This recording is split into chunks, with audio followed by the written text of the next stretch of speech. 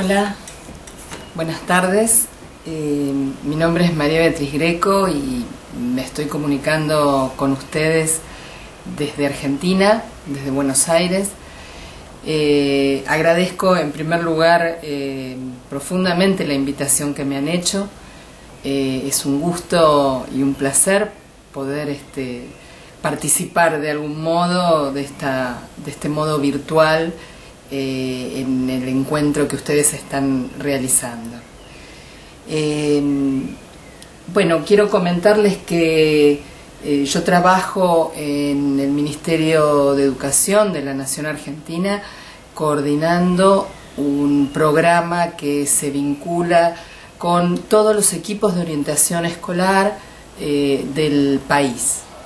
Nosotros contamos con 24 jurisdicciones y todas ellas cuentan a su vez con profesionales psicólogos, psicopedagogos, trabajadores sociales, sociólogos, en algunos casos fonoaudiólogos, que colaboran con las escuelas de muy distintas maneras en el sostenimiento, el acompañamiento, la transformación de la situación y el estar de los jóvenes, las jóvenes y los niños y también los adultos en las escuelas, de todos los niveles y de todas las modalidades.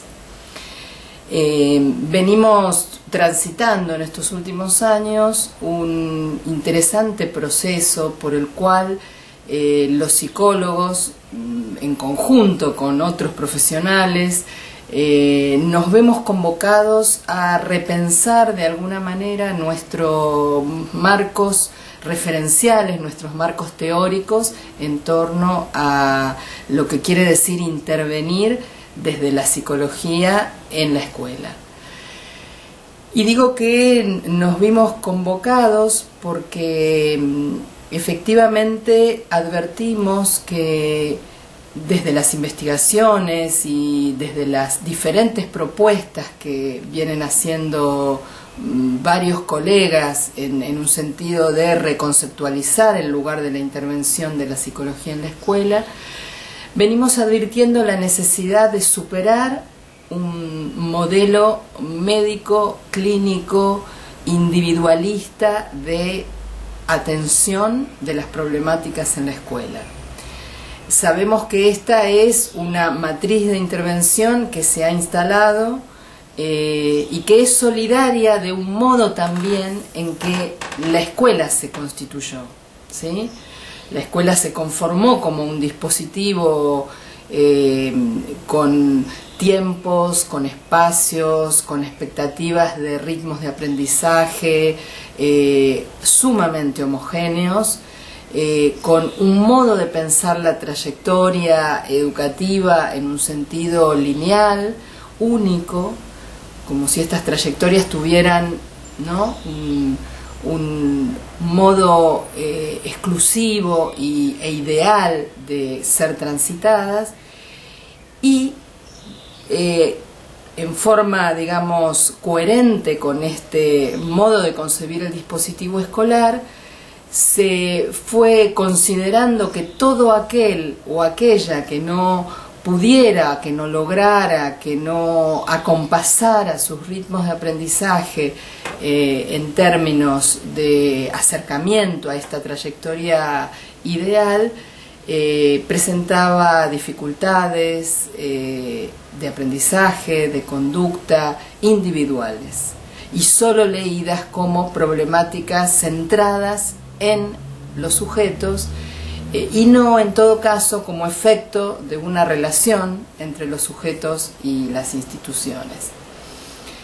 El paradigma que estamos transitando actualmente y que nos proponemos instalar, y esto tiene muchísimo que ver con la temática que el Congreso está en este momento abordando, que es la del suicidio y la posibilidad de pensar modos de anticiparse a la emergencia de estas situaciones, es un paradigma que implica que los equipos de orientación con psicólogos ahí incluidos y no solo, ¿no?, en el marco de equipos interdisciplinarios, puedan pensar sus intervenciones más del tipo de la creación de condiciones institucionales para hacer que las escuelas sean efectivamente lugares habitables, lugares de hospitalidad,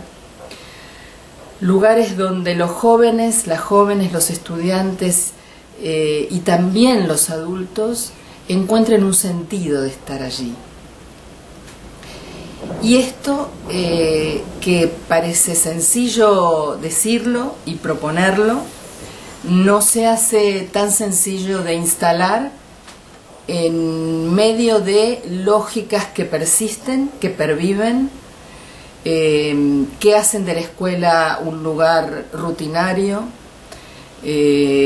muchas veces surcado por autoritarismo, por falta de sentido y por una imposición a veces normativa que no conlleva o no convoca ni a jóvenes ni a adultos a sentir que están formando parte y siendo parte de esa escuela.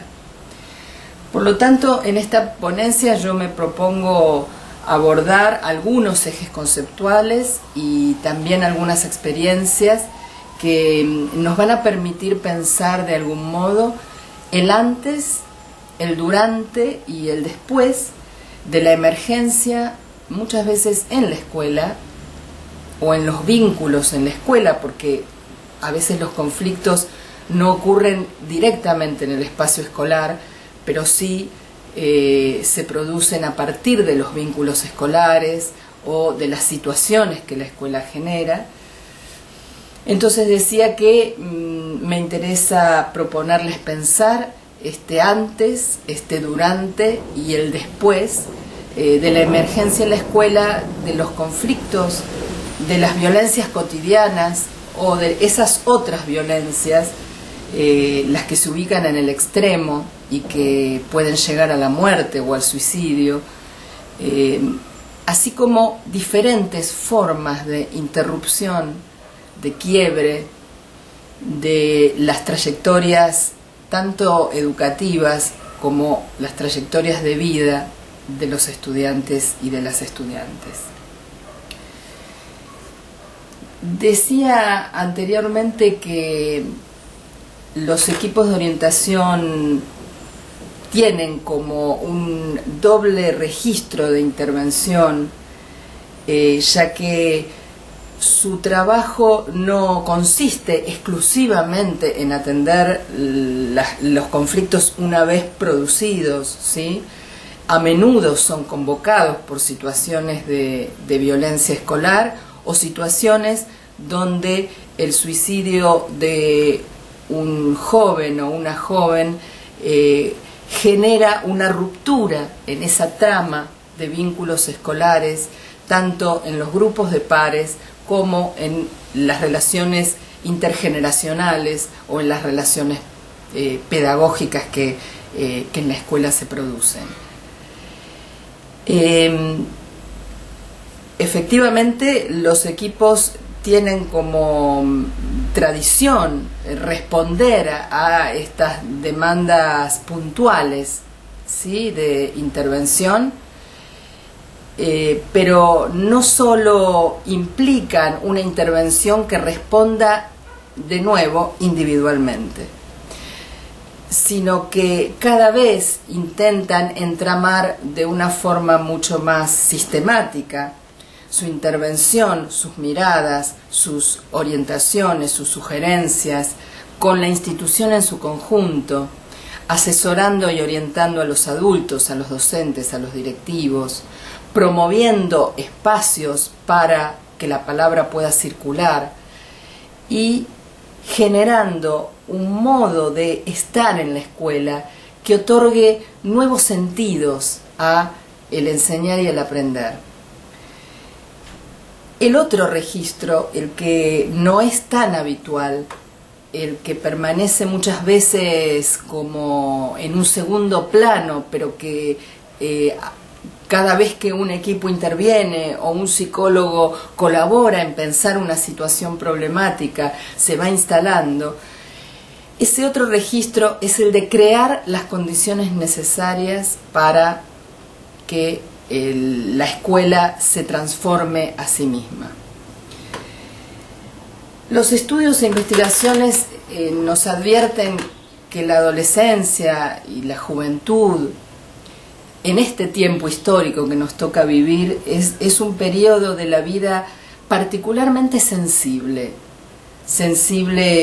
a los intensos cambios subjetivos y relacionales que se atraviesan en ella.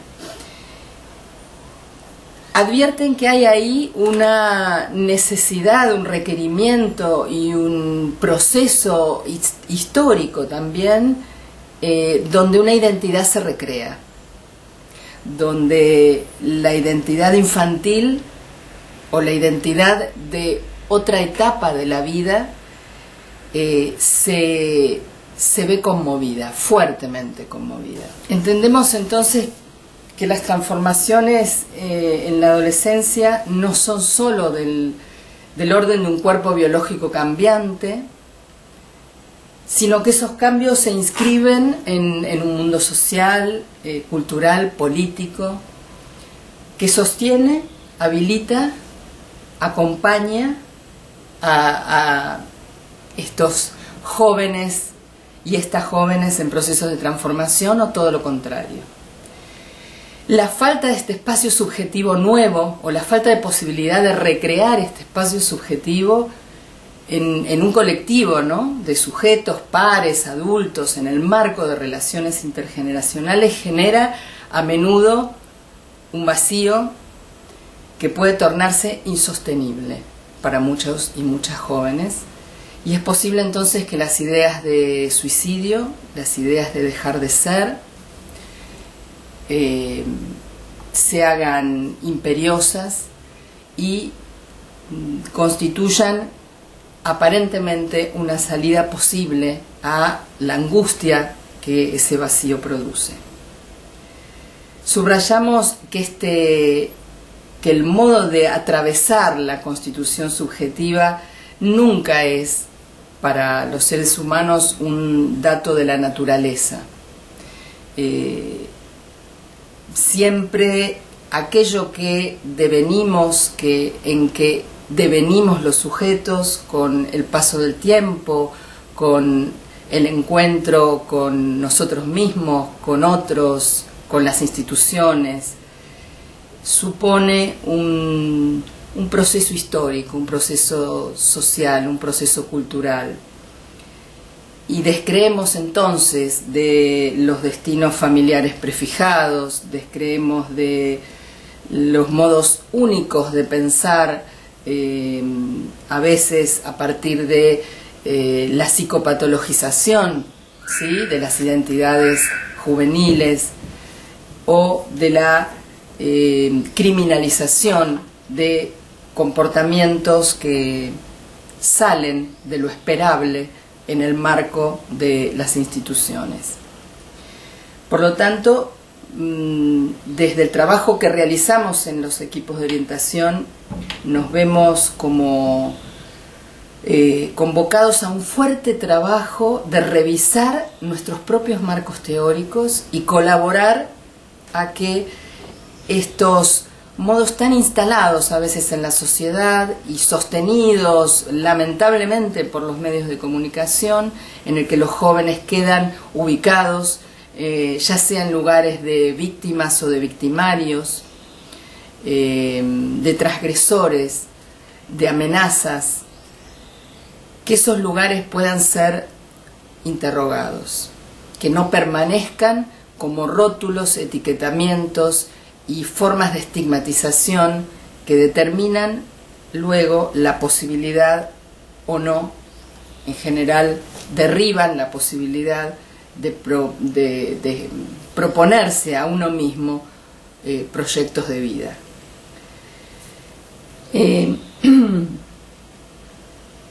podemos decir que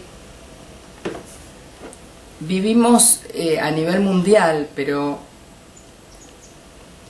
fundamentalmente me voy a centrar en algunas reflexiones en mi país, en Argentina. Vivimos tiempos de transformación de los sujetos y de las instituciones de gran profundidad.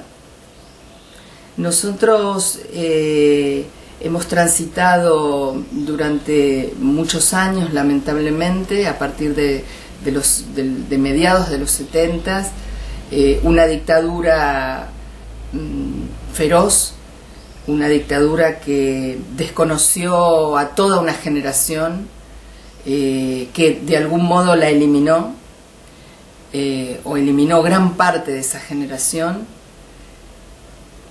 por pensar distinto, por pensar políticamente, por proponer y proponerse a sí misma otros modos de vida. Y esa dictadura instaló entre nosotros una fuerte necesidad de recuperar espacios democráticos, de recuperar una red social que garantizara, en primer lugar, el derecho a la vida, en segundo lugar, que revisara fuertemente modelos autoritarios de vivir en la sociedad, en la familia, en la escuela, y que nos diera la posibilidad justamente de proyectarnos como sociedad, de mirarnos en un espejo amable, posible, donde configurar una vida en común que no tuviera estos rasgos totalitarios, autoritarios, de un orden impuesto por la fuerza. Digo esto porque es interesante pensar que tras la recuperación democrática, con mucha energía y con mucha alegría nos destinamos a nosotros mismos a recuperar derechos, a volver a transitar espacios institucionales donde la palabra no fuera prohibida, donde se pudiera disentir, donde cada uno tuviera efectivamente el derecho a participar. No obstante, llegados los fines de los años 80 y claramente en la década de los 90, nuestro país transitó una fuerte transformación a nivel político-económico, donde la propuesta política no era justamente la de construir redes simbólicas de reunión entre los sujetos, sino de poner por delante los intereses económicos, el consumismo, el individualismo, ¿no?, que supone elaborar proyectos a título personal, pero desvinculados de otros. Esta década de los 90 dio finalmente, a principios del nuevo siglo, dio un lugar muy difícil para nuestros jóvenes, niños, niñas, adolescentes. Generó un corrimiento, si se quiere, del lugar del adulto, y el empobrecimiento de gran parte de la sociedad derivó finalmente en la conocida crisis del 2001, a partir de la cual fue muy difícil reconstruirse y volver a pensar otros modos de relación y de vivir en sociedad. Digo esto para situar de qué modo las investigaciones que transcurrieron entre esos años, entre fines de los 90 y a partir del año 2000, hasta mediados, ¿sí?, 2006, 2007, comienzan a señalar las investigaciones sobre infancias y adolescencias, me refiero, comienzan a señalar algunas categorías que sitúan a los chicos, las chicas solos o separados en segmentos sociales absolutamente diferentes. Por ejemplo, Duchaski y Corea, dos investigadoras, en 2001 escribieron un libro a partir de su investigación que se llama Chicos en banda. Y esto significa, por lo menos en Argentina, la idea de que no solo los chicos están en banda, ¿sí? Están solos, están sueltos, sin adultos referentes que los miren, los contengan, los instituyan como chicos, sino que además se reúnen en bandas para poder sostenerse entre sí, para poder hallar esos vínculos de contención entre pares. Otro investigador, un historiador, Ignacio Leukovitz, tematiza la idea del fin de la infancia. Se pregunta si hemos llegado al fin de la infancia, es decir, a la finalización de esa etapa de la vida por la cual los niños, las niñas, los jóvenes, las jóvenes son aquellos seres humanos más jóvenes, por decirlo en forma redundante, o son esos nuevos, esos recién llegados, como dice Hannah Arendt, que requieren del tutelaje, del acompañamiento, del cuidado de las generaciones adultas. En estas investigaciones aparece fuertemente la idea de niños, niñas, jóvenes, adolescentes sin adultos. Por otro lado, Narodowski, Sandra Carli, historiadores de la infancia, han señalado que las profundas crisis económicas generaron la dicotomía, la división entre una infancia de la calle y una infancia del consumo. Narodowski dice una infancia desrealizada y una infancia hiperrealizada. En términos de niños destinados a consumir, a ser claramente consumidores de objetos, y hacia donde la publicidad y los medios de comunicación se dirigen fuertemente, aquellos que provienen de familias con poder adquisitivo que les permite sostener una forma de consumo muy activa, y donde pareciera que todo se resuelve a través de ello, ¿sí? Otorgando objetos y tal vez no tanto ejerciendo ahí un vínculo que sostenga las necesidades de las satisfacciones, la necesidad de encontrar, ¿sí? Diferentes objetos, diferentes posibilidades, modos de estar y de desarrollarse. Por otro lado, esta infancia de la calle que permanece en un espacio nuevamente sin adultos. Uno podría decir, la infancia del consumo tampoco encuentra o tampoco tiene allí adultos que se hagan cargo responsablemente de ese lugar. Es el adulto que coloca, ¿no?, rápidamente el objeto de consumo como un modo de satisfacer probablemente algo que no sea del orden justamente de ser satisfecho mediante objetos, sino mediante una palabra, mediante vínculos, mediante pensamiento y el sentirse alojado. También hay que situar, por lo menos en nuestro país, desde el 2006 en adelante, hemos venido recibiendo y contribuyendo de distintos modos en las instituciones a través de lo que nosotros denominamos la ampliación de derechos. La ampliación de derechos tiene que ver con la generación de distintas leyes a nivel nacional y resoluciones, particularmente del Consejo Federal de Educación. Nuestro país se gobierna a nivel educativo por un Consejo Federal conformado por los ministros de todas las jurisdicciones del país y el ministro nacional.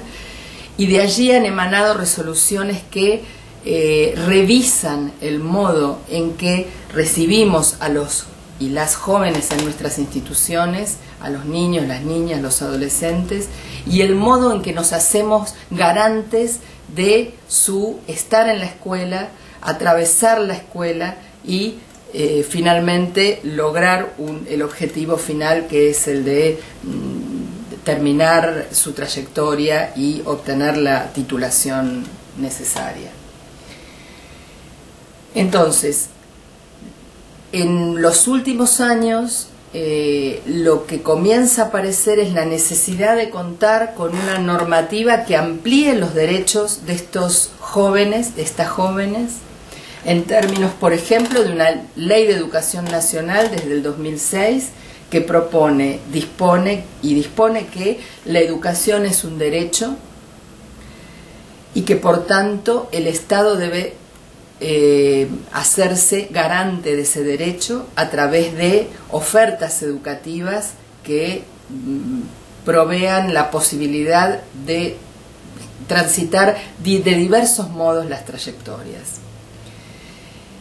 Se dispone en esa misma ley que la escuela secundaria es obligatoria y que por tanto todos los jóvenes y las jóvenes deben asistir a una escuela que no fue pensada estrictamente para recibirlos. Quiero decir, la escuela secundaria fue pensada en otro tiempo histórico para que clases medias o clases altas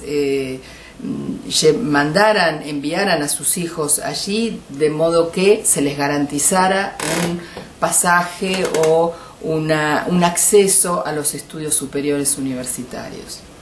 Esa escuela es históricamente creada con ese fin, pero hoy se encuentra en franca transformación, porque la ley nos dice la escuela secundaria es para todos y para todas. Nos encontramos a su vez con una ley de protección de derechos de niños, niñas y adolescentes que claramente dice: ellos y ellas son sujetos de derecho, no son objetos de tutelaje, no son puramente seres a ser protegidos, cuidados de un modo que no atienda sus voces, sus deseos, sus maneras de mirar, de percibir, de querer estar, etc. Esto no hace más que interpelar a la escuela.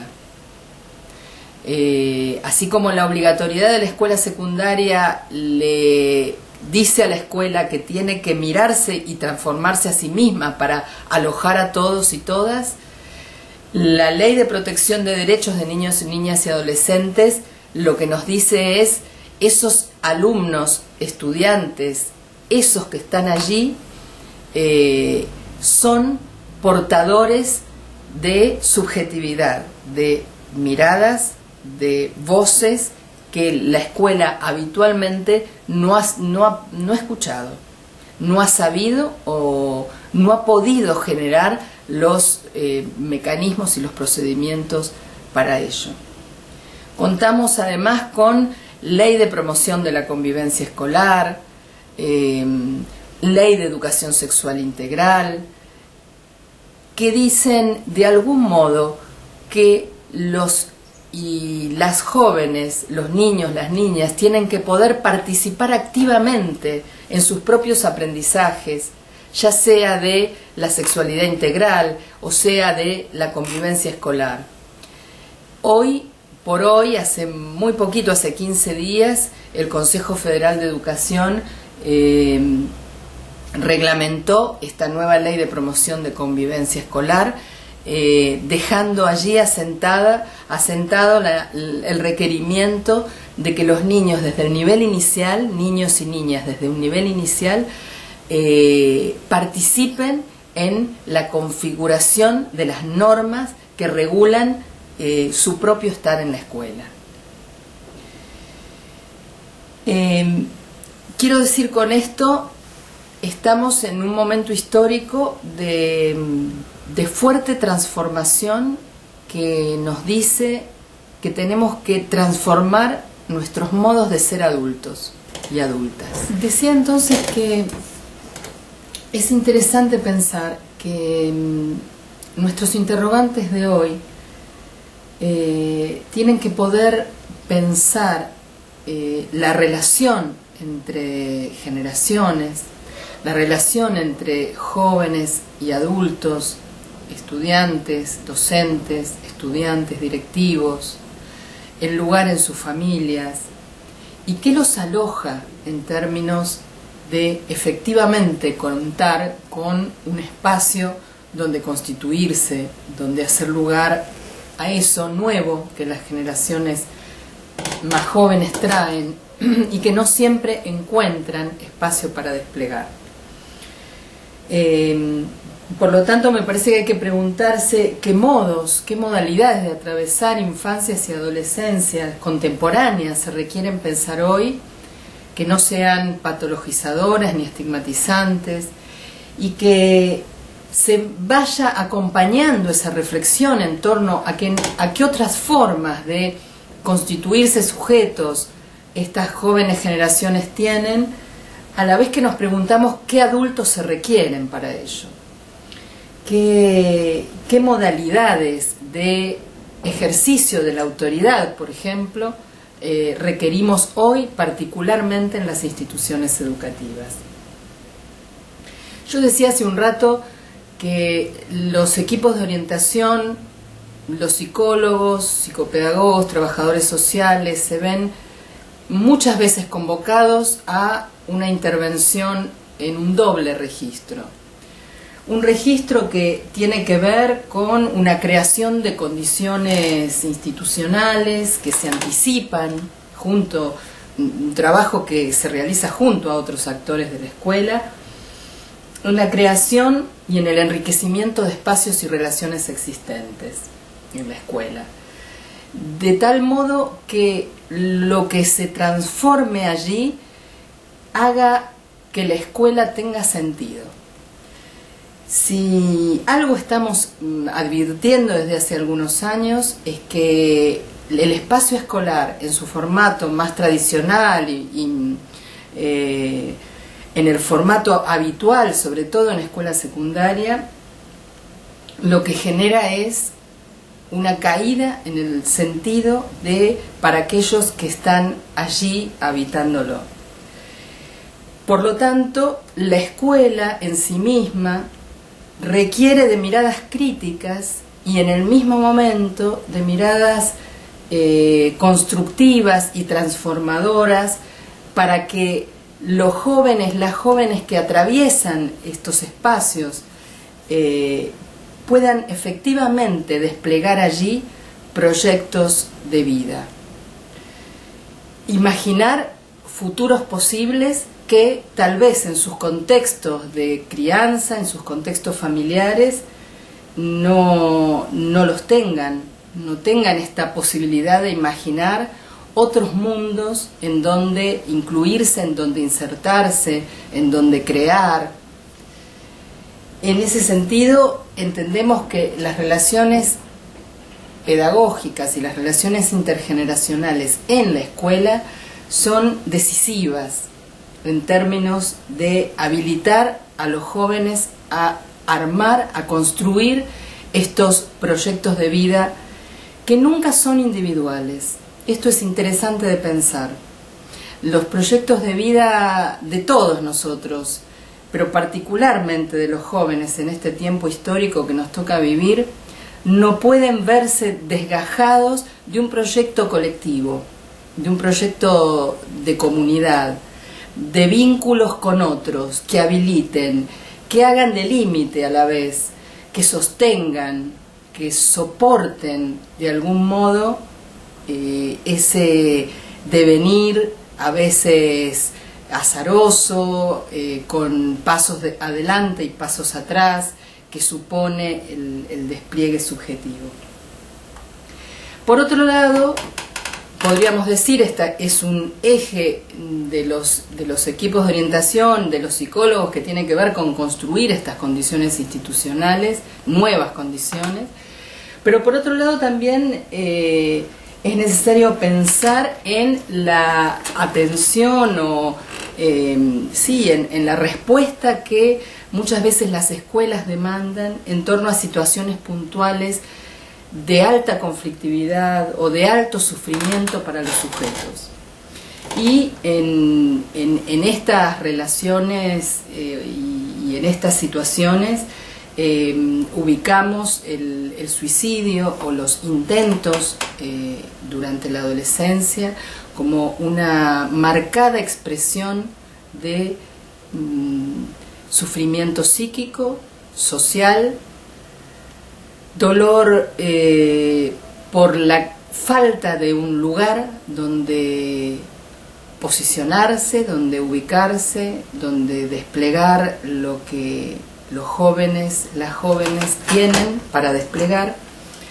Y entonces es allí donde decimos que se hace indispensable pensar distintos dispositivos y estrategias de intervención, porque la emergencia de este máximo sufrimiento que se expresa finalmente en un suicidio provoca efectivamente en la escuela y entre los adultos y entre los pares, en el grupo de chicos donde se encontraba el joven o la joven que llegó a tomar o llegó a ejercer, ¿no?, esa violencia contra sí mismo. Uno podría decir que hacen falta lecturas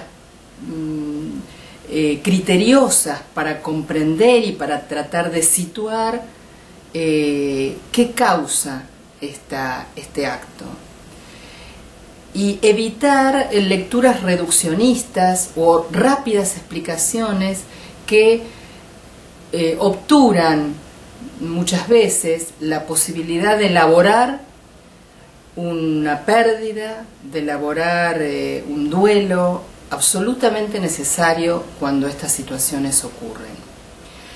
Está ocurriendo en nuestro país que a menudo los jóvenes, las jóvenes encuentran este acto suicida o este intento de llegar al suicidio como una manifestación que se da no de a uno solo, sino de a varios.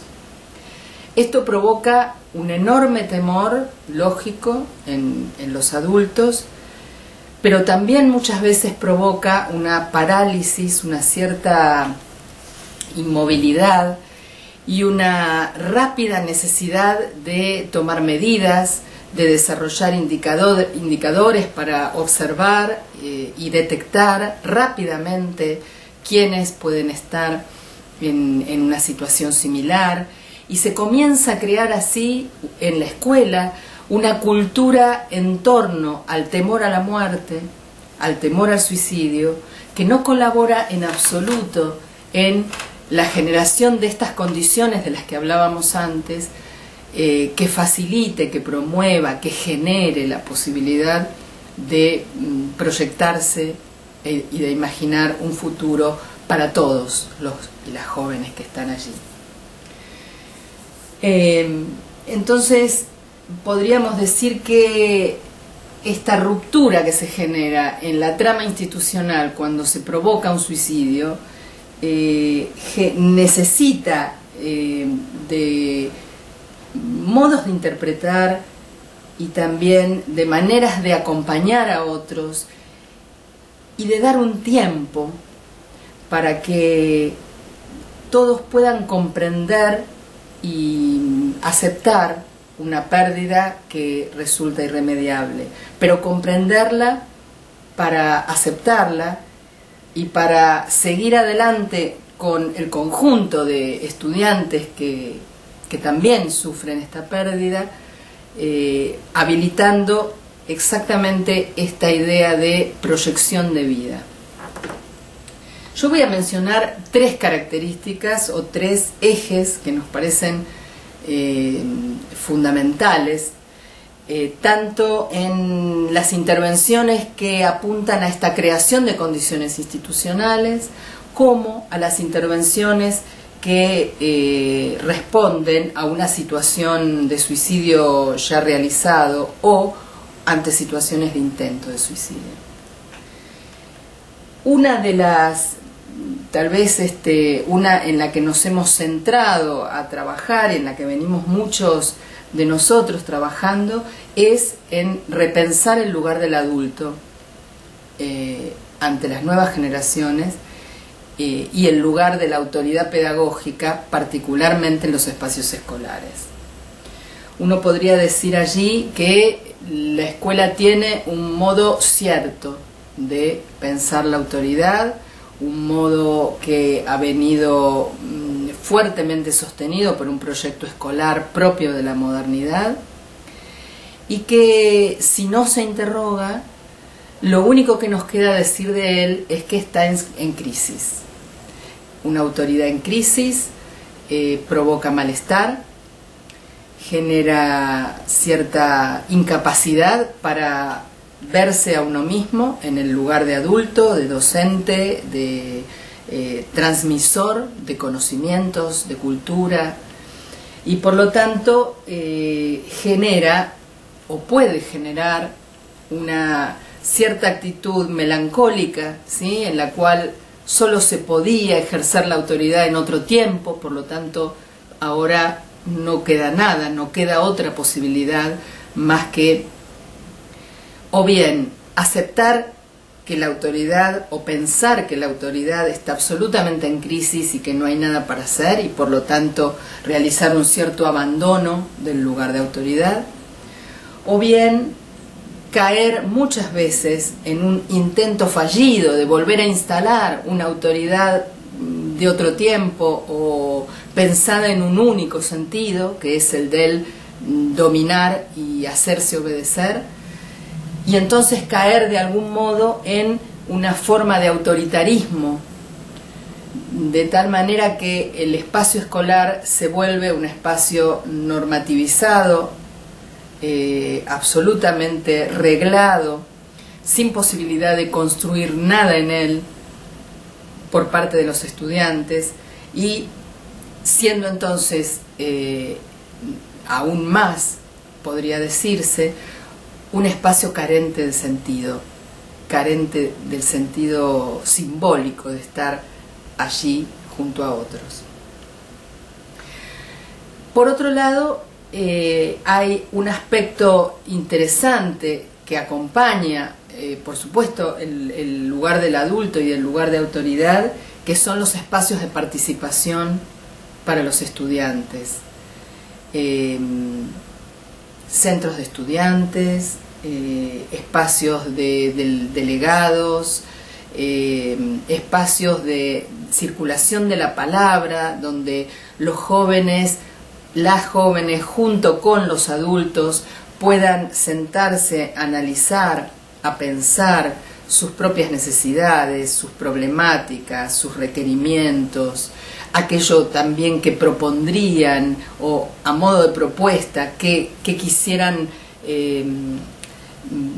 hacerle saber a la escuela y a los adultos en relación a cómo vivir allí, cómo aprender, cómo estudiar, etc. Y una tercera cuestión que es fundamental a la hora de repensar la organización escolar es una cierta manera de comprender de parte de las autoridades y de parte de los directivos, docentes, preceptores, tutores, en relación a las trayectorias educativas.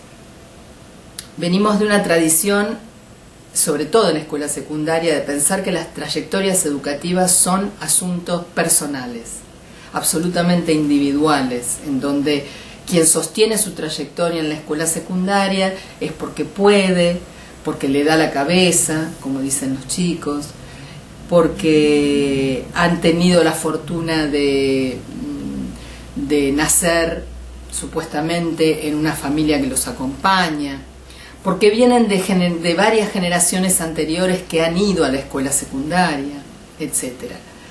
Las investigaciones muestran cómo muchos y muchas estudiantes que fracasan en la escuela se adjudican a sí mismos la única causa de ese fracaso.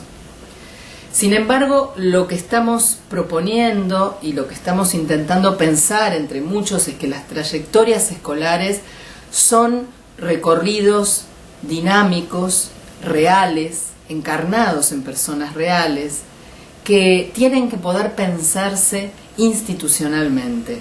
Ninguna trayectoria es un asunto exclusivamente individual. Yo quisiera compartir con ustedes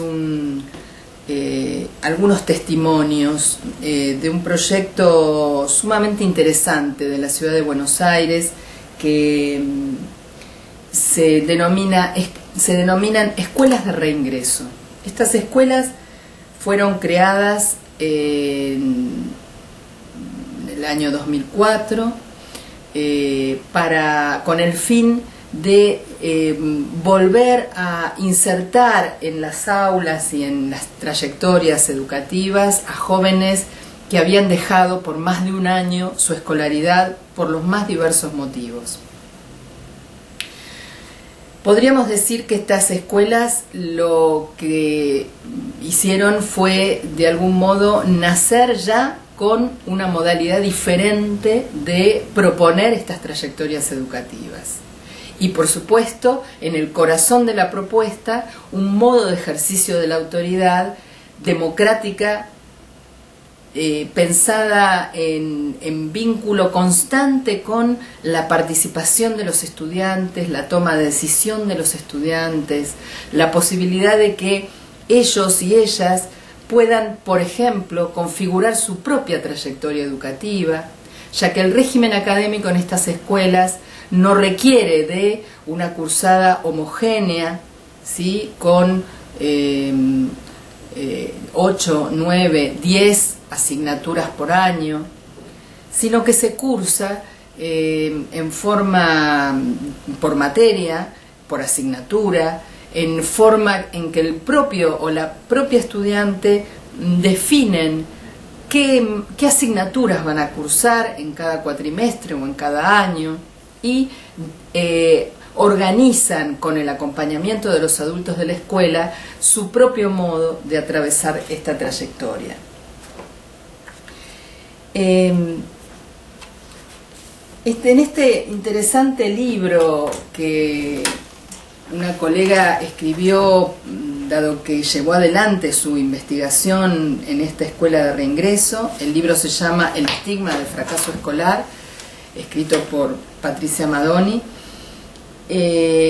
podemos leer testimonios de estos jóvenes, de estas jóvenes que decidieron, después de un largo tiempo de haber permanecido fuera de la escuela, por haber fracasado en etapas anteriores, por haber tenido que trabajar o por haber tenido que dedicarse a la maternidad o a la paternidad, cómo estos jóvenes hablan de ese sentido recuperado. Me llamo Diego y tengo 17 años. Y la verdad es que vengo a esta escuela porque quiero hacer algo conmigo, poder tener un lugar de referencia y ser alguien. Y no sé, quiero que me vaya bien, encontrar un lugar donde me cuiden, que pueda repuntar, sobre todo pensando cuando yo, dentro de unos años, tenga familia. Porque yo cambié mi mentalidad. Yo no era como soy ahora y se lo debo a la escuela. Avancé una banda y parte se lo debo a la escuela. Encontré un lugar, confiaron mucho en mí y ahora llegué a ser abanderado. La autora relata que desde el inicio de su investigación en esta escuela le sugirieron que conociera a Diego y bueno, mencionaron los fuertes cambios que este joven había logrado atravesar, de cómo había llegado a la escuela de algún modo con profundos signos de abandono, sin documentos, sin casi emitir palabra, y de cómo se transformó en alguien elocuente, dispuesto, cuestionador, estudioso, con deseos de estar allí. Esta investigación se generó a partir de entrevistas individuales y grupales, y en una entrevista grupal podemos leer: «Desde que volvieron a la escuela, ¿hay algo que se modificó en ustedes?», pregunta la entrevistadora.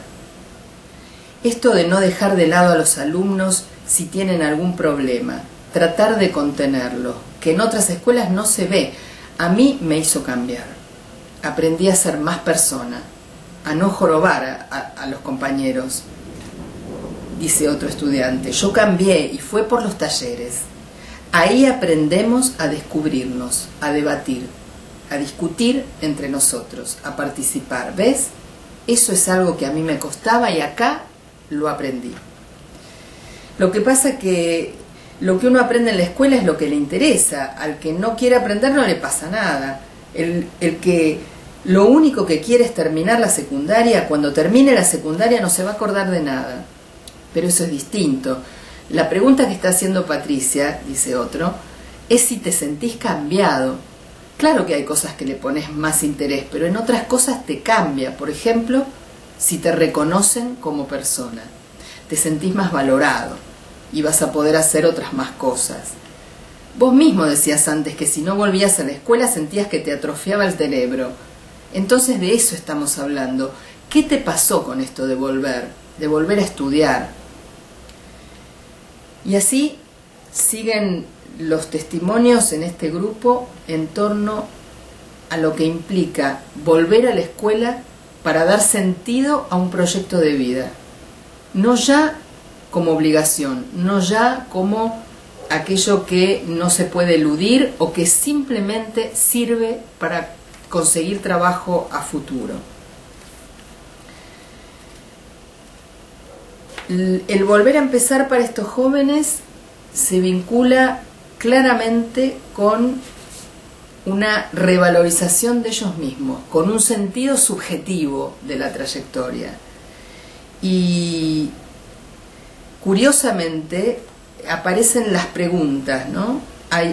Uno de ellos dice: entonces yo me preguntaba, ¿qué estoy haciendo? ¿Cómo voy a terminar mi vida así? Si no estudiaste sentís menos que los demás, necesitas volver a valorarte, sentir que sos alguien. Para mí no es lo que te sentís menos, pero decís, esto no es lo mío, ¿me entendés? Vos te empezás a dar cuenta y decís, ¿qué me pasa? No estoy avanzando como persona. Yo doy para más, y entonces te pasa que querés volver a estudiar. Claro, dice otro, todas las personas dan para más, pero a veces en las escuelas no te lo dejan ver, te tiran para atrás, te hacen sentir que no servís para nada. Les voy a proponer que veamos ahora otra experiencia, la de una escuela de la provincia de Mendoza, una provincia de la República Argentina, y en un contexto rural, un contexto diferente al de la escuela de reingreso que se ubica aquí en la ciudad de Buenos Aires. Luego de ver el video, comentamos algunas cuestiones más y bueno, y terminamos. Gracias.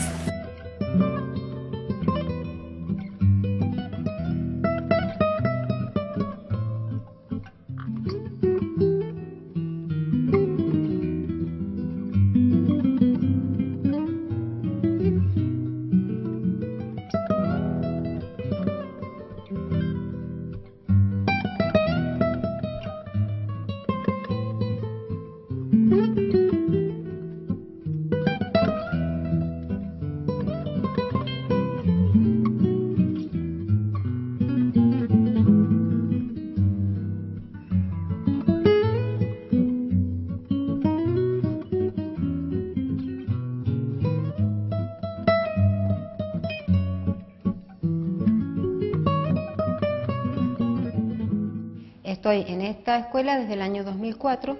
En el año 2006 pudimos definir las intenciones educativas, es decir, ¿para qué estamos en este lugar? El problema más serio que veíamos era la riqueza que tenían los jóvenes que asistían a la escuela y que no la podían expresar. Tienen una diversidad cultural muy grande.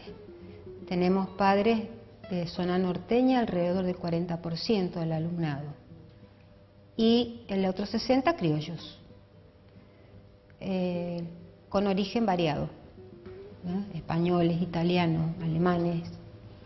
Nos encontramos que tenemos una diversidad que la vemos como una riqueza, no como una debilidad, pero de alguna manera tenemos que tratar de unificar para poder enseñarlos a pegar el salto, no a que odien o que desprecien lo que tienen, sino que enseñarles la otra parte del mundo, del universo simbólico que no han podido acceder.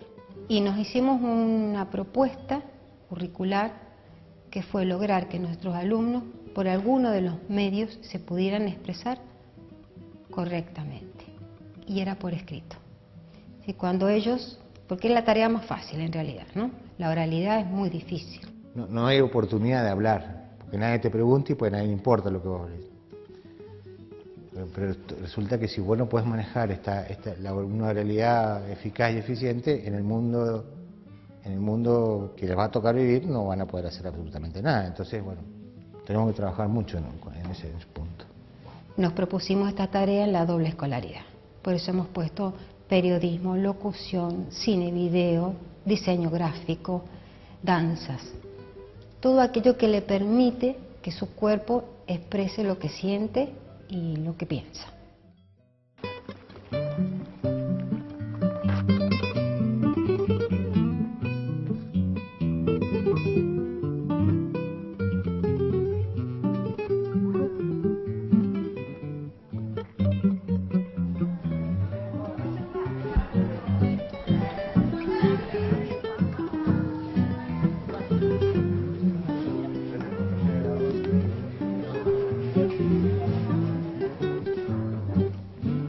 Los chicos al principio como que no aceptaban la doble. Ellos se hacían la una y se querían ir, ¿sí? Ahora los chicos piden quedarse, ¿sí? Vos les preguntás un día, ¿qué haces vos acá si no tenés que estar? No, me quedo porque tengo que completar una carpeta o porque tengo que hacer esto, tengo que hacer aquello, y sabés que a lo mejor se quedan porque se sienten contenidos.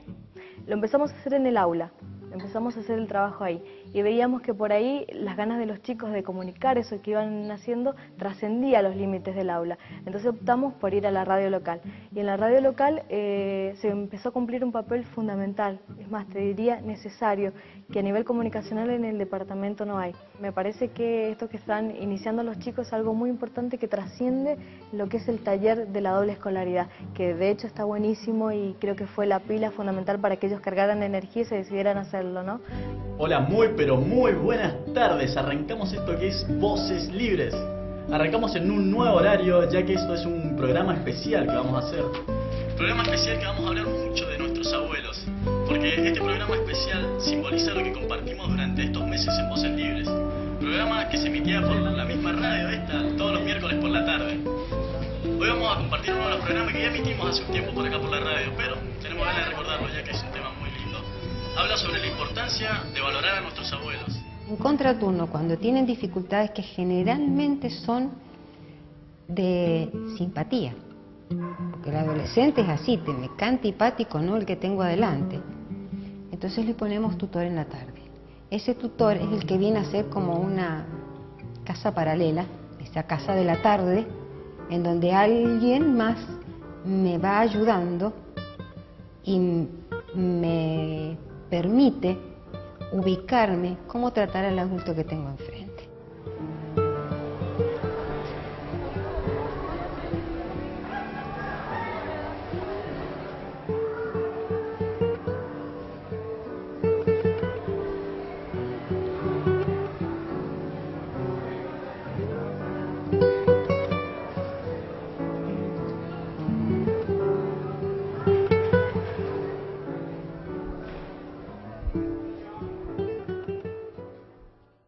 hemos acompañado a los egresados.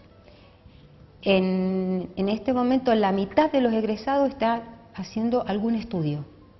Hay estudios universitarios, estudios terciarios y ya tenemos egresados trabajando en la escuela. Soy profesora en la doble escolaridad, en el proyecto de doble escolaridad.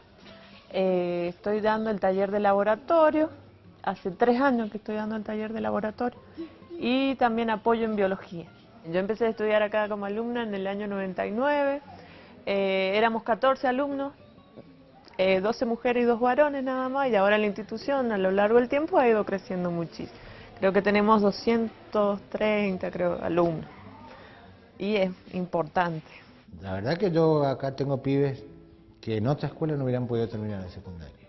No podría trabajar en una escuela que reproduzca lo mismo que pasa en la casa, lo mismo que pasa afuera. La escuela es otra cosa. La escuela no puede reproducir la desigualdad, tiene que igualar. Porque la verdad que el único espacio en el que todos alguna vez hemos tenido la posibilidad de ser igual a otro, o lo más parecido a eso. Los profesores del último año, con aquellos alumnos que tienen la intención de estudiar una ingeniería, abogacía, medicina, que son las más pesadas en sus ingresos, nos encargamos de tener los cuadernillos y prepararlos con ellos, en contraturno, ¿no? Son tareas no curriculares. Y para eso hemos puesto un proyecto que, bueno, ustedes se lo habrán nombrado en la Dirección General de Escuelas, que se llama Mejor Mi Escuela. Tiene dos grandes patas esto. Una era lograr que finalicen el tercer año sin materias pendientes, así que el último día de clase realmente no me lleve nada, y además este acompañamiento en el ingreso a los estudios superiores o universitarios. Los alumnos que egresan este año, salvo 3, son 35, todos los demás están haciendo algún pre. A lo que era el principio de año, que no nos podíamos ni ver siquiera y éramos como los perros y los gatos, nos veíamos y nos gruñíamos entre nosotros. A fin de año ya era diferente ya. Encima empecé a hablar con el Seba, que a principio de año no me lo bancaba. ¿Qué ha significado esta escuela? No cualquier escuela, esta escuela, para ustedes. A mí varias veces cuando andaba medio bajoneada así me preguntaban, Jessica, ¿qué te pasa? Eso, que tenés esa cara, te anda pasando algo, me lo han preguntado acá. Aparte, tenés una afinidad con los profesores grandes. Por ejemplo, uno pide un trabajo, listo, vos vivís lejos, muy bien, hacerte cargo de lo tuyo. En cambio acá no, uno tiene apoyo, contención, apoyo en el transporte, en todas esas cosas que en nuestra escuela no se ve. El hecho de, más que nada, el respeto, que es lo más importante. Y creo que en esas otras escuelas no tienen un límite de decir respétenme.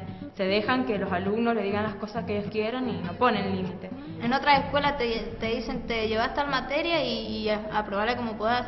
En cambio acá anda uno u otro profesor atrás tuyo rogándote que te pongas a estudiar. Ustedes también entran a esta escuela con esta idea. Vuelvo a decir, chicos que vinieron de otro lado, con situaciones escolares en donde los expulsaban, los echaban, no tenían cabida, llegaron acá y sí la tuvieron. Y la tuvieron justamente porque todos pudieron, ustedes también lo hicieron. Fuimos viendo que la familia como que despierta y ya ahora quieren tener su tierra. No solo quieren ser trabajadores de la tierra para otros, quieren tener su tierra. Y ya tenemos varios grupos de alumnos con sus familias que lo han logrado. Es un pasaje lento, nada cambia de un día para otro. Todo es respetable en la cultura. Lo que no es respetable es el sometimiento de los pueblos.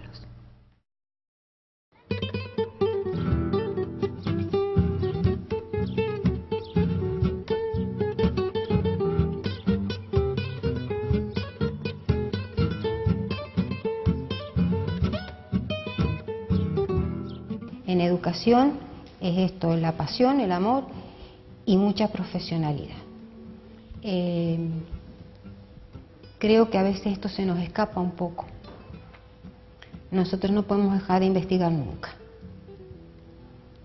porque es tan cambiante el mundo de los jóvenes, y incluso hasta fuera de la familia, ¿eh? Tienen como un mundo paralelo, que si uno no lo comprende, podrán transitar la escuela secundaria sabiendo derivar, integrar algo de historia, pero de la vida, de la sociedad, de los cambios, no lo logramos. Y a futuro es una persona fácilmente captable por cualquiera que tenga capacidad económica o política de captarlo. Él lo tiene de sirviente otra vez. Este año tuvimos un evaluador externo, lo pusimos dentro del plan de crédito fiscal, y ese evaluador externo me dijo: ya lograste lo que querías. Los alumnos de esta escuela han hecho un relato de vida y de proyecto de vida que es casi literario. Ahora lo que te queda como desafío es que lo puedan decir en voz alta.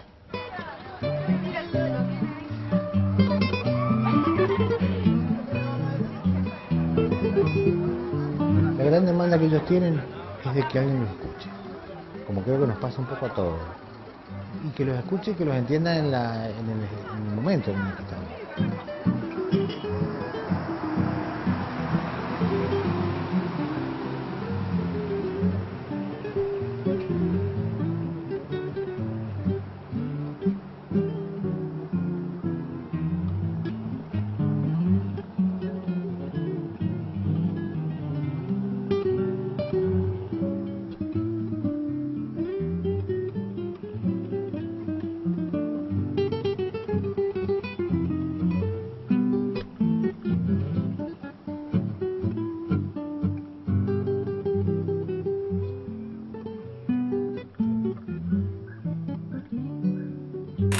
Bueno, seleccioné esta experiencia que ustedes pudieron ver en el video porque entiendo que se conjugan allí estos tres aspectos que yo mencionaba hace un rato en términos de la configuración de un lugar de adulto que claramente se hace cargo, responsablemente se hace cargo de sostener, de acompañar, de generar un conjunto de acciones que no quedan libradas exclusivamente a la título personal de los y las estudiantes que concurren a la escuela.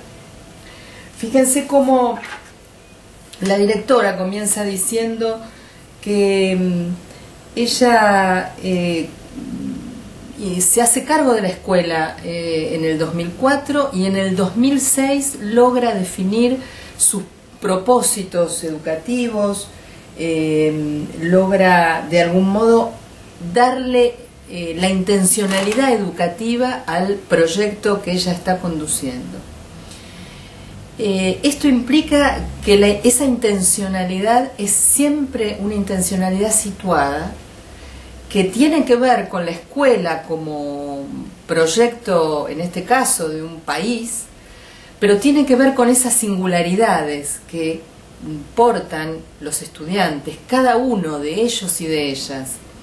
Ella toma todo ese tiempo, 2 años, para conocer a sus estudiantes, para saber cómo viven, qué requieren, de qué familias provienen, si llevan con ellos el deseo de formular esos proyectos. Y entonces se pregunta, ¿para qué estamos aquí? ¿Sí? No hay un sentido único, no hay un sentido ya dado, no es un ejercicio de autoridad que venga dado por la asunción del cargo de directora. Me parece que cuando al final ella dice los docentes, bueno, no podemos dejar de investigar nunca. El mundo de los jóvenes es un mundo cambiante, dinámico, en permanente transformación. Puede llegar a ser un mundo paralelo.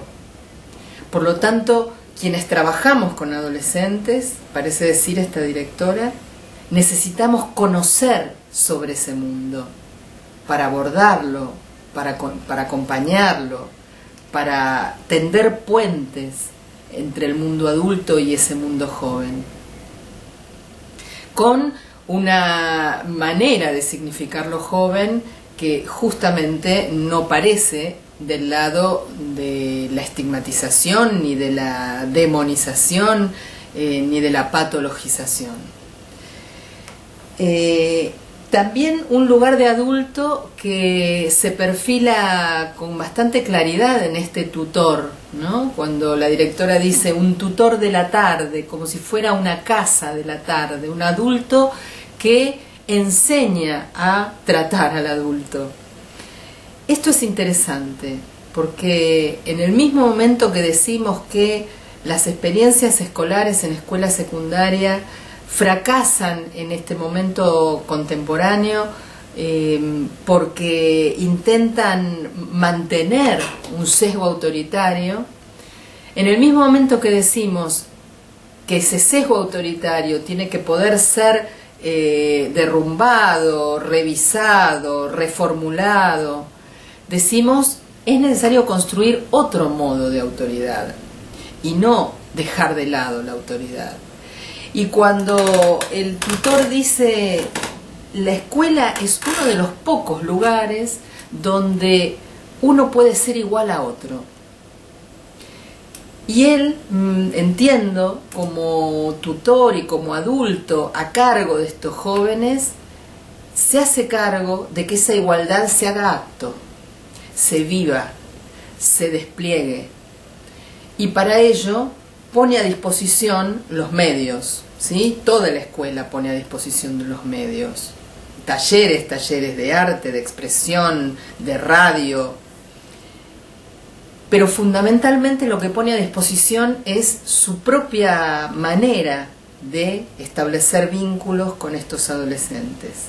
Y dice hacia el final algo muy interesante, y es: necesitan que los escuchen. El escuchar como una acción que no atenta contra el ejercicio de autoridad responsable, sino todo lo contrario. En esa escucha se habilita, se abre un lugar, se abre la posibilidad de un sujeto, y esto es lo que desde este modo de entender la autoridad uno podría decir logra inscribir a estos jóvenes y a estas jóvenes en procesos de emancipación. También lo que escuchamos en el video entiendo que señala una manera de organización escolar que en primera instancia podría generar dificultad, podría generar temor ante la extensión de la jornada escolar. Uno podría decir, si la media jornada, ¿sí?, ir de mañana o de tarde a la escuela, puede ser ya un peso para muchos y muchas estudiantes adolescentes o jóvenes, ¿cómo instalar una doble jornada? ¿Sí? Como un proyecto que se despliega desde los organismos estatales y que requiere, ¿sí?, de propuestas pedagógicas, así como de financiamiento para poder sostener los talleres en contraturno, más profesores, coordinadores de esos talleres, etc. Es muy interesante cómo entonces una propuesta que proviene de un estamento, ¿no?, jurisdiccional o nacional, como es el proyecto Mejor Mi Escuela, en este caso es apropiado claramente como un proyecto institucional y que cobra significación para estos jóvenes, para estas jóvenes y para esta comunidad, ¿sí? En un momento el tutor les pregunta, cuando los chicos están en ronda, ¿qué ha significado esta escuela? No cualquier escuela, esta escuela. Porque claramente hay un requerimiento de hoy de hacer una escuela que mire a los sujetos que están allí, no que homogeneice en función de un molde previamente diseñado. En ese sentido es que entonces la escuela, alojando sujetos, permite, habilita, genera la producción y la imaginación de proyectos de vida de los jóvenes, de vida a futuro y de vida actual, ¿no? Y ahí es donde decimos, hay un modo de hacer escuela que podría colaborar en acompañar situaciones de vida muy dolorosas y que a veces llevan a los chicos, a las chicas, a actos violentos o a actos suicidas. Entonces, la escuela no lo puede todo, pero sí puede de un modo hospitalario hacer un lugar para que las jóvenes generaciones encuentren dónde expresarse, cómo hacerlo, equivocarse, probar, ensayar, tener adultos sobre a los cuales dirigirse, con quienes sostenerse. Y esto no siempre ocurre en los espacios familiares. Fíjense entonces que el lugar del adulto, la organización escolar con una marcada intencionalidad de dar lugar a la participación de los jóvenes, a construir su convivencia, a construir otros modos de aprendizaje, ¿sí? A través del arte, de la expresión oral, como dice la directora que a ella la preocupaba este aspecto. Todo esto hace que las trayectorias educativas, las trayectorias escolares en este caso, sean pensadas desde un lugar institucional y no simplemente o exclusivamente desde el lugar individual en que pareciera, ¿no?, que nos preocupamos por las trayectorias cuando éstas fallan, cuando pareciera que entran en déficit, cuando un estudiante repite varios años, cuando abandona la escuela, cuando tiene dificultades en sus relaciones con los compañeros, cuando se lleva materias y corre el riesgo de abandonar la escolaridad. Los equipos de orientación son muchas veces llamados en ese momento, cuando las trayectorias están en quiebre y muchas veces se hace difícil saber qué hacer en esa instancia casi final. Uno podría decir que en el video lo que vimos fue un proyecto institucional destinado a pensar y sostener las trayectorias de todos los estudiantes, no de algunos, no de los que tienen problemas, de todos y de todas. Y en ese proyecto institucional, con un lugar de adulto y lugar de autoridad claramente delimitado, con espacios de circulación de la palabra, de habla, de pensamiento, de creatividad, aparece entonces lo que la directora al final señala. Estos estudiantes, estas estudiantes pudieron formular un relato de vida. Y tal vez ese relato de vida, que pareciera casi ser literario, por la manera en que es dicho, es transitado o es vivido, requiere poder ser dicho en voz alta. Y lo plantea ella allí como una asignatura pendiente. Casi uno podría decir que todo relato está abierto, que un relato justamente es una narración que nos va construyendo y nos va constituyendo mientras lo decimos. Por lo tanto, la escuela tiene mucho para proponer allí, tiene mucho para decir, pero no la escuela en abstracto, sino sus relaciones, sus encuentros, sus sentidos renovados, una y otra vez. Para ir finalizando, yo diría que es interesante advertir que cuando trabajamos desde los equipos de orientación o desde la dirección de una escuela o desde los lugares docentes, de tutores, de preceptores, tenemos que poder pensar que la educación no es sin sujetos y que allí hay sujetos, en este caso adolescentes, chicas, chicos, que viven, que piensan, que sufren, que viven alegrías junto a otros, pero que no son exclusivamente aquellos sujetos que deben cumplir con un conjunto de normativas, de espacios de aprendizaje, de evaluaciones. ¿Cómo lograr transformar esa mirada? Es, creo yo, la clave para poder sostener trayectorias de estudiantes y trayectorias de chicos y de chicas, de vida.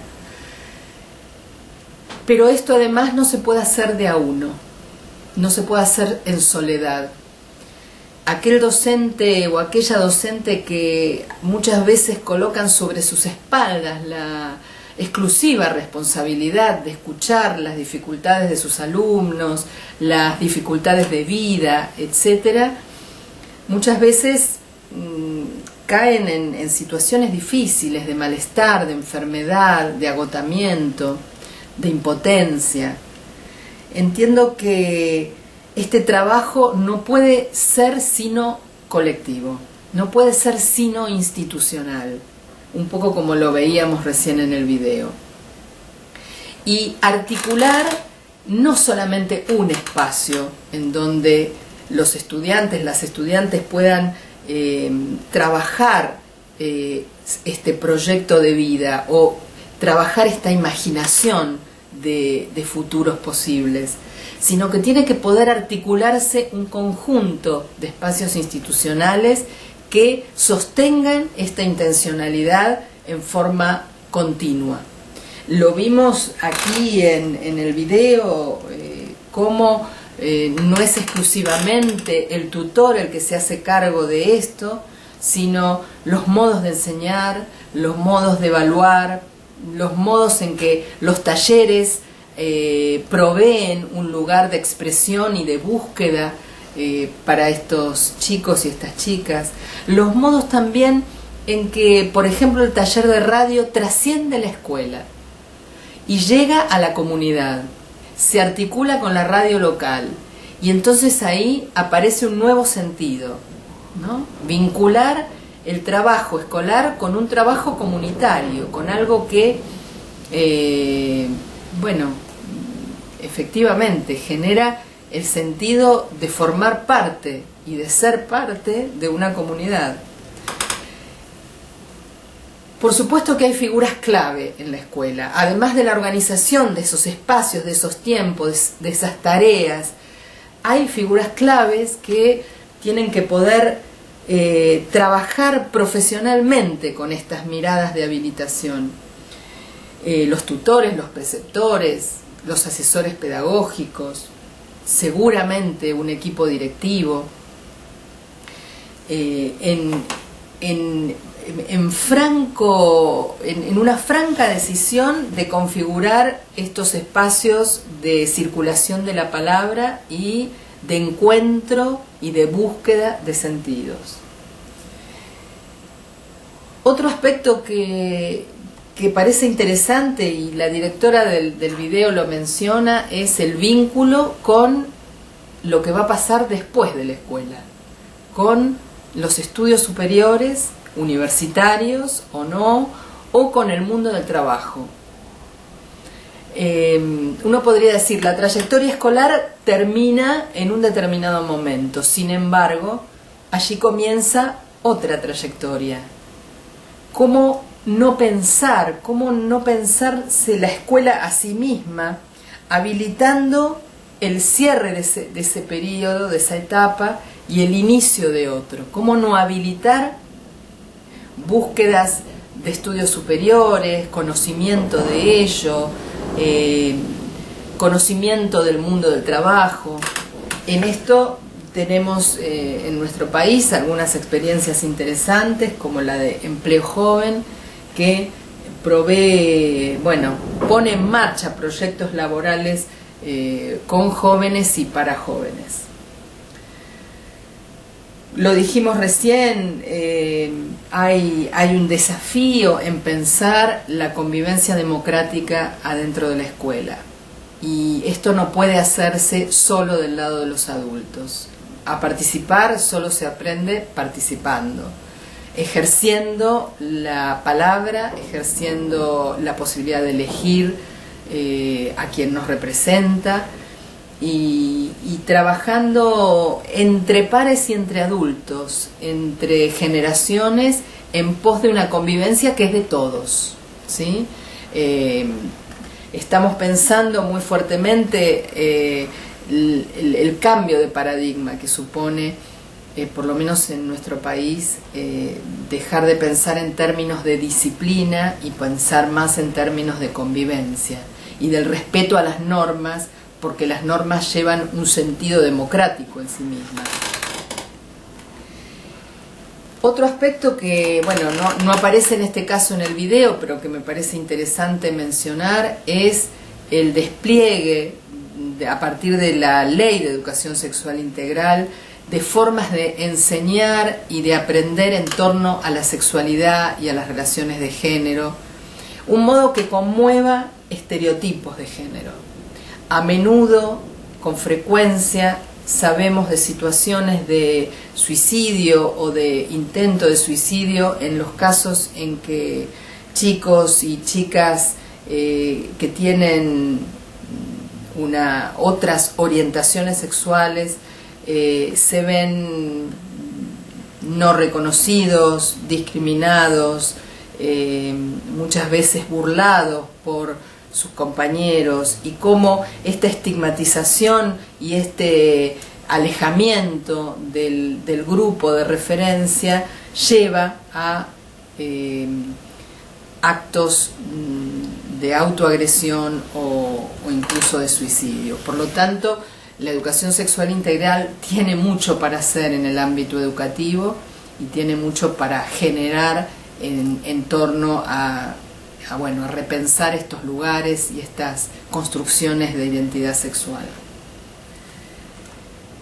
Por supuesto que la escuela sola no puede, la escuela demanda y requiere con justa razón articularse con otras organizaciones de salud, de acción social, de organizaciones que trabajan en la comunidad y que tienen que ver con promover el arte, el teatro, la danza, la música.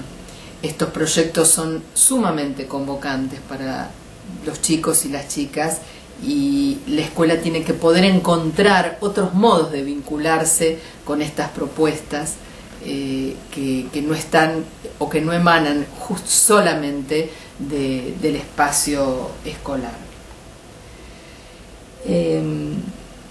Quisiera simplemente terminar diciendo que es mucho lo que tenemos que seguir trabajando entre todos, entre todas, entre los profesionales que forman parte de los equipos y también entre los profesionales docentes, directivos, supervisores, para que esa otra escuela que aloje, que sea hospitalaria, que promueva el sentido de realmente querer estar con otros y pensarse con otros en la actualidad y a futuro, una escuela en ese sentido tiene que poder instalarse con el acompañamiento de todos. Para cerrar este espacio, quisiera nuevamente agradecerles el haber podido participar de este modo entre ustedes,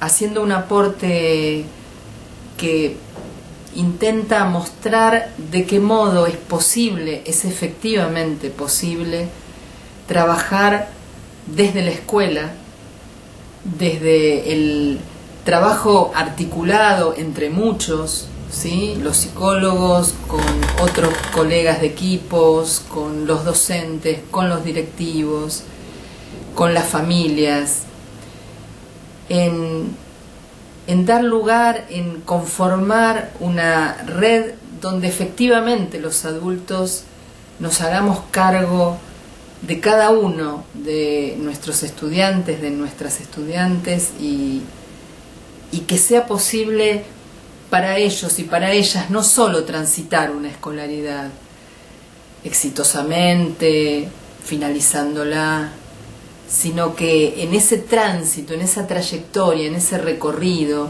se encuentren con aquello que de lo humano no podemos perdernos en tiempos en que efectivamente se hace a veces muy difícil sostener la vida, sostener los grupos, sostener relaciones familiares y demás.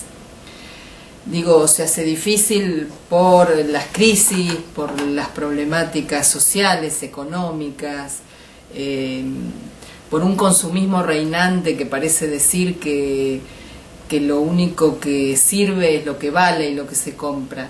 La escuela lo que hace es poner por delante otra cosa, es poner por delante ese encuentro cotidiano, esa mirada, ese gesto, eso que nos sostiene entre todos. Y bueno, las pruebas están en las investigaciones, en los testimonios que tenemos muchas veces en cada una de las escuelas, y es que los jóvenes y las jóvenes efectivamente demandan adultos que los miren, que los cuiden, que sostengan muchas veces el enfrentamiento o la disidencia, pero que fundamentalmente se hagan cargo de sus trayectorias escolares, educativas y vitales. Así que, bueno, esta ponencia que propone pensar en todo caso la temática del Congreso en torno al suicidio desde su negativo, ¿no? O desde el lugar de la imaginación de un futuro posible, fue la intención de estas palabras y mi modo de participar en este congreso tan interesante. Muchísimas gracias y les mando un saludo afectuoso desde Buenos Aires.